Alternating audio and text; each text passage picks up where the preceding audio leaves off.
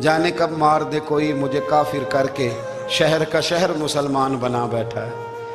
تو اتنا سستا نہ کریں اس چیز کو، چیزوں کو سمجھیں اور غور کریں۔ تو داتا صاحب رحمت اللہ علیہ نے قرآن و سنت کی تشریحات کی۔ اب ایک بات میں کہنے لگا ہوں، داتا صاحب رحمت اللہ علیہ، بابا فرید صاحب رحمت اللہ علیہ، حضرت شیخ عبد القادر جیلانی غوث پاک رضی اللہ تعالیٰ عنہ، یہ وہ بزرگ نہیں ہیں کہ جن کی تاریخ دفن ہے، جن کا کوئی پتہ نہیں کہاں سے آئے، کہاں گئے، کیا تھے، کیا کرتے تھے۔ یہ وہ اس طرح کے لوگ نہیں ہیں۔ ان لوگوں کا کلام اصل صورت میں آج بھی دنیا میں موجود ہے۔ بابا فرید کی تحریریں موجود ہیں، حضرت غوث پاک کی کتابیں موجود ہیں، داتا گنج بخش علی حجویری کی کشف المحجوب شاید دنیا کی ہر زبان میں ملتی ہے۔ اب میں جو بات کہنے لگا ہوں اس پر غور کرنا۔ اگر کشف المحجوب آپ پڑھیں نا ساری، تو سب سے پہلے وہاں ملنگوں کا داخلہ بند ہوگا، کوئی ملنگ آپ کو نظر نہیں آئے گا، چونکہ داتا صاحب کی تعلیمات بالکل اس کے برعکس ہیں۔ فوری طور پر وہاں عورتوں کا داخلہ بند ہوگا، چونکہ داتا صاحب کی تعلیمات اس کے بالکل برعکس ہیں۔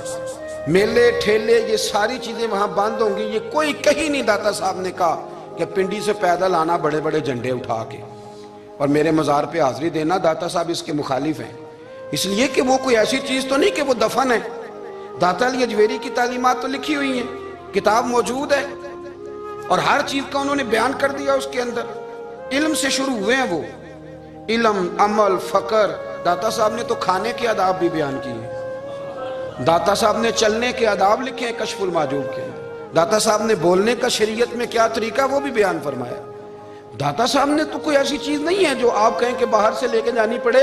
مسئلہ تو یہ ہے کہ یہ جو کچھ ہو رہا ہے، ایک آدمی ان کی قبر سے پھول اٹھاتا ہے اور وہ کسی کے گلے میں ڈالتا ہے تو اس کا بھی اسے 400-500 روپیہ نذرانہ چاہیے۔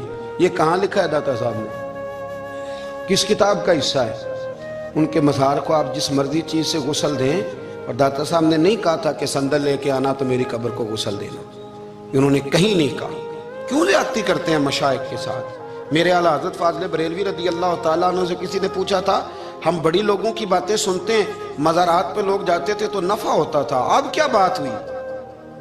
اب اس طرح سے ہماری دعائیں مستجاب نہیں ہوتی۔ اعلیٰ حضرت فرمانے لگے، تم بزرگوں کے مزاروں پہ غیر شرعی کام کرتے ہو، اللہ والے تم سے ناراض ہو گئے، وہ تو تم سے ناراض ہیں، وہ تمہاری سفارش کریں گے اللہ کی بارگاہ میں، وہ تو ناراض ہیں تم سے۔ تم وہاں جا کے جو کچھ کرتے ہو وہ ان کو راضی کرنے والا ہے کہ ناراض کرنے والا؟ تو داتا صاحب نے تعلیم، سب سے پہلے آپ نے اسبات علم کا باب باندھا ہے، اور آیت یہ لکھی ہے پہلے، انما یخشی اللہ من عبادہ العلماء۔ آپ فرماتے ہیں علم ہوگا تو بندہ اللہ سے ڈرے گا، اور بڑی یہ سخت بات ہے، پر داتا صاحب نے لکھی ہے، میری مجبوری ہے، تعلیمات داتا گنج بخش موضوع ہے، یہ بات کرنی پڑے گی۔ داتا صاحب کہتے ہیں جو بندہ بغیر علم کے فقیری کا دعویٰ کر جائے، وہ اسی طرح ہے جس طرح کنویں کے گرد بیل پانی نکالنے کے لیے گھوم رہا ہوتا ہے، وہ چلتا تو رہتا ہے پر اس کی منزل کوئی بھی نہیں ہوتی، وہ گھومتا تو رہتا ہے پر اسے نتیجہ کوئی ملتا نہیں۔ فرماتے ہیں وہ اس بیل کی طرح ہے کہ گھومتا تو رہے گا پر کوئی منزل اسے میسر نہیں آئے گی۔ اگر کوئی منزل لینا چاہتا ہے تو پہلے اللہ کی کتاب پڑھے اور مدینے والے محبوب کی حدیث یاد کرے، پھر اسے منزل نصیب ہوگی، ورنہ اس کے لیے کوئی رستہ تعین ہو سکتا۔ اور داتا صاحب نے پھر حدیث لکھی نبی کریم علیہ السلام کی، فرماتے ہیں کچھ علم حاصل نہیں کرتے، کچھ علم لیتے ہیں پر اس سے نفع نہیں لیتے، پتہ ہوتا ہے پر عمل نہیں کرتے۔ آپ نے حدیث لکھی ہے، نبی کریم علیہ السلام نے فرمایا، اللہم انی اعوذ بک من العلم لا ینفع، اے اللہ میں اس علم سے تیری پناہ مانگتا ہوں جو علم تو ہو پر اس سے نفع نہ اٹھایا جا سکے، جو علم تو ہو پر اس پر عمل نہ ہو۔ داتا صاحب رحمت اللہ علیہ فرماتے ہیں علم ہمیشہ اس لیے سیکھنا کہ اللہ تبارک و تعالیٰ تمہیں اس کا نفع عطا کرے، اور پھر آگے بڑھتے ہیں تو آپ فرماتے ہیں جب علم سیکھ لو تو پھر نہ اللہ رسول سے عشق کرنا، فرماتے ہیں پھر نمازیں پڑھنا آسان ہو جائے گا، روزے رکھنا آسان ہو جائے گا، قرآن مجید پڑھنا آسان، محبت کرنا۔ اور آپ نے مثال دی، جہاں بھی کوئی بات سمجھاتے ہیں ایک مثال دیتے ہیں، مثال دی، فرمانے لگے حضرت عبداللہ ابن مبارک رحمت اللہ تعالیٰ علیہ، آپ فرماتے ہیں میں شروع میں ایک عورت پہ عاشق ہو گیا تھا، سمجھانے کے لیے بات کرتے ہیں، عاشق ہو گیا تھا ایک عورت پہ، تو میں نے عشاء کی نماز اس کے محلے میں جا کے پڑھی. میرا مذہبی گھرانے سے تعلق تھا, نماز میں پڑھتا تھا. تو امام صاحب جو تھے نا, یہ داتا صاحب نے لکھا ہے کشف المحجوب, امام صاحب نے نا آیات ذرا لمبی پڑھی. تو میرے دل میں خیال آیا کہ مولانا آپ تو فارغ ہیں, تو ہمیں تو اور بھی کام ہے. تو کہتے ہیں نماز سے فارغ ہو کے میں اس کے گھر کے چکر لگاتا تھا, ساری رات گھومتا رہتا تھا. وہ چند لمحوں کے لیے چھت پہ آتی تھی, دو ایک بات کرتی تھی, چلی جاتی تھی. حد یہ ہے کہ مجھے کبھی اس پہ غصہ بھی نہیں آیا, اور اس کا انتظار کر کے کبھی میں تھکا بھی. یہ داتا صاحب لکھ رہے ہیں. حضرت عبداللہ ابن مبارک فرماتے ہیں ایک رات میں گیا, اسی طرح میں نے نماز پڑھی, پھر میں اس کے گھر گیا. میں ساری رات, سردیوں کی ٹھنڈی رات, 11-12 گھنٹے اس کے گھر کا طواف کرتا رہا, معاذ اللہ چکر لگاتا رہا. آدھی رات کو سحری کے وقت وہ چھت پہ آئی 1 منٹ کے لیے, اور کہنے لگی گھر میں مہمان بہت زیادہ ہیں, آج بات نہیں ہو سکے گی.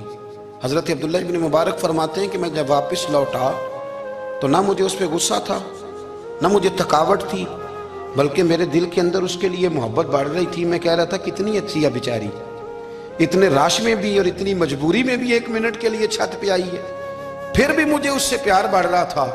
کہتے ہیں جب میں تھوڑا آگے بڑھا تو فجر کی اذان ہو رہی تھی, یکدم میرے اندر سے آواز اٹھی. میں نے کہا عبداللہ, اگر تو ایک عورت کے لیے ساری رات کھڑا رہتا ہے, نہ تھکاوٹ ہوتی ہے, نہ غصہ آتا ہے, بلکہ پیار بڑھتا ہے, اگر عورت کے لیے بندہ کھڑا رہ سکتا ہے تو رب رسول کے لیے بھی کھڑا رہ سکتا ہے.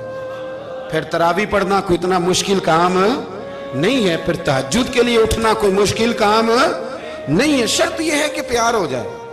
ایک عورت کے لیے اگر یہ سارا کچھ ہو سکتا ہے تو اللہ رسول کے لیے بھی ہو سکتے ہیں. فرماتے ہیں میں نے توبہ کر لی, اور پھر میرا حال یہ ہے کہ وہ توبہ کی, اور پھر 60 سال گزر گئے, ساری رات مصلی پہ کھڑا رہتا ہوں, مجھے کبھی تھکاوٹ نہیں ہوئی, پھر کبھی تھکاوٹ نہیں ہوئی. تو داتا صاحب کہتے ہیں پہلے علم سیکھ, پھر اس کے بعد اللہ رسول سے پیار کر, اور پیار والی نماز پڑھ, مشقت والی نہ پڑھ, یعنی بوجھ والی نہ پڑھ کہ اب میری جان چھوٹ جائے تو میں بھاگ کے جاؤں, تم ادھر بیٹھو تو میں دوڑ کے نماز پڑھ کے آیا, یہ والی نماز نہ پڑھ.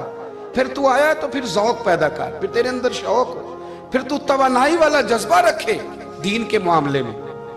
پھر داتا صاحب ایک تیسری بات ارشاد فرماتے ہیں, ایک تیسری بات داتا صاحب کرتے ہیں. داتا صاحب کہتے ہیں کہ یہ یاد رکھ کہ جو تجھے اعزاز ملے گا نا زندگی میں, اعزاز تجھے جو زندگی میں ملے گا, اور کوئی کرامت اگر تجھے ملے گی تو وہ صرف نبی پاک علیہ السلام کی سنت اور شریعت کی وجہ سے ملے گی. تو جتنے مرضی چلے کاٹ لے, وظیفے کر لے, کالا جادو, نیلا جادو, پیلا جادو, جو مرضی تو سیکھ لے, اگر تجھے کوئی اللہ شان دے گا تو صرف اس لیے دے گا کہ تو نبی پاک کے دین پہ عمل کرتا ہے. اللہ کرے آپ کو میں یاد کرا سکوں, اللہ کرے ایسا ہو جائے اور میری جماعت سمجھنے لگ جائے کہ داتا صاحب کہتے ہیں سنت شریعت پہ عمل کرنا چاہیے. اور میں کوئی ایسی چھپی چھپائی بات بھی نہیں کر رہا, کشف المحجوب دنیا کی ہر زبان میں اردو میں ملتی ہے, آپ لے کے دیکھ سکتے ہیں. داتا صاحب فرماتے ہیں اعزاز جو تمہیں ملے گا نا, اگر شان چاہتے ہو, وہ ہمارے نا بہت سارے ایسے لوگ ہیں جو کہتے ہیں کوئی ایسی چیز ہاتھ لگے, اعلیٰ دین کا چراغ ایسے گھسایا جائے اور فوری طور پہ پیر صاحب نے کہہ دیا تو ریل پیل ہو گئی پیسوں کی. تو میں کہتا ہوں یہ تو دین کا مزاج ہی نہیں, یہ تو دین کی طبیعت ہے ہی نہیں, یہ تو ذوق ہی نہیں دین کا, یہ طبیعت ہی نہیں, مزاج ہی نہیں.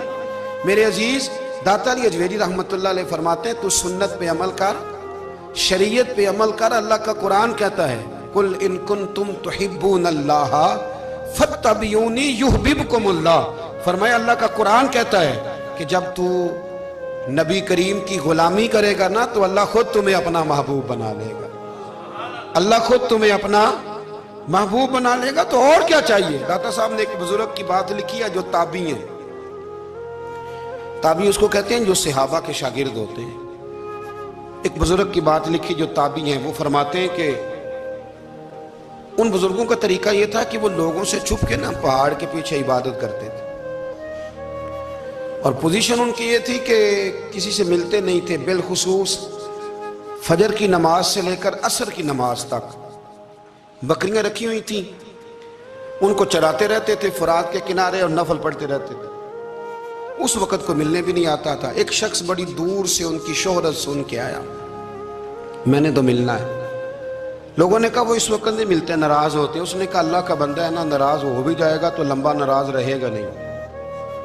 اللہ والے جلدی راضی ہو جاتے ہیں۔ پہنچ گئے، اب وہ بابا جی نماز پڑھ رہے تھے تو کہتے میں نے عجیب منظر دیکھا کہ بابا جی فرات کے کنارے نماز پڑھ رہے ہیں اور ایک بھیڑیا ان کی بکریوں کی حفاظت کر رہا ہے۔ کہتے میں حیران رہ گیا کہ بھیڑیا تو بکریاں کھایا کرتا ہے اور یہاں چرا رہا ہے۔ کہتے میں جب گیا تو بابا جی نوافل میں مشغول تھے، مجھے دیکھ کے کہنے لگے اس وقت کیوں آئے؟ میں نے کہا حضور اگر آئے گیا ہوں تو پھر مہربانی کرے قبول فرما لیں۔ میں بیٹھ گیا تو میں نے کہا حضور یہ بھیڑیا بکریاں چلا رہا ہے، بھیڑیا اور بکریے کی صلح کب سے ہو گئی؟ تو فرماتے ہیں لمبی تقریر نہیں، ہلکا سا جملہ، فرمانے لگے جب سے بکریوں کے مالک نے رب سے صلح کر لی ہے نا، تب سے بھیڑیوں نے بھی بکریوں سے صلح کر لی ہے۔ بکریوں کے مالک نے رب سے صلح کر لی، گناہ چھوڑ دیے، اس کی فرما برداری میں آ گئے۔ اب پھر اسے بکریاں چلانے کی ضرورت نہیں رہی، بکریاں نہ اب بھیڑیا چراتا ہے۔ کہتے ہیں میرے اوپر کپ کپی طاری ہو گئی بزرگوں کی بات سن کے، اور مجھے پیاس لگی اور خواہش آئی کہ پتہ نہیں اب بابا جی کچھ کھلائیں پلائیں گے بھی کہ نہیں، بابا جی کچھ کھلائیں گے بھی کہ نہیں۔ کہتے میرے دل میں خیال تھا تو بزرگوں نے نا ایک لکڑی کا پیالہ، ان کے پاس وہ غار میں بیٹھے تھے تو ایک چھوٹا سا پتھر تھا، اس کی ڈھلان بنی ہوئی، بابا جی نے اس کے نیچے لکڑی کا پیالہ رکھا، وہ رکھا ہی تھا تو وہ دودھ سے بھر گیا۔ کہتے انہوں نے مجھے دیا تو ٹھنڈا اور میٹھا دودھ، میری طبیعت خوش ہو گئی۔ بابا جی نے دوبارہ وہی پیالہ اسی جگہ رکھا تو شہد سے بھر گیا۔ 1000 سال پہلے داتا صاحب لکھ رہے ہیں، کہتے مجھے دیا، میں نے فوراً کہا، میں نے کہا حضور یہ دودھ تو گائیں بھینس دیتی ہے، پہاڑوں سے تو نہیں نکلا کرتا، اور شہد تو شہد کی مکھیاں دیتی ہیں، پتھروں سے تو نہیں نکلتا، یہ آپ کہاں سے نکال رہے ہیں؟ تو کہتے ہیں وہ قرآن مجید پڑھنے لگے۔ وَإِذِ اسْتَسْقَى مُوسَىٰ لِقَوْمِهِ، جب موسیٰ کی قوم نے ان سے پانی مانگا، فرمانے لگے موسیٰ کی نافرمان قوم پانی مانگے، حضرت موسیٰ پتھر پہ ڈنڈا مارے تو اللہ وہاں سے 12 چشمے جاری کر دے۔ جو رب حضرت موسیٰ کی نافرمان قوم کے لیے پتھر اور پہاڑوں سے چشمے نکال دیتا ہے نا، وہ محمد عربی کے غلاموں کے لیے پتھر اور پہاڑوں سے دودھ اور شہد بھی نکال دیا کرتا ہے۔ وہ بزرگ کہنے لگے بس بات یہ ہے کہ آج بھی ہو اگر ابراہیم کا ایمان پیدا تو آگ کر سکتی ہے انداز گلستاں پیدا۔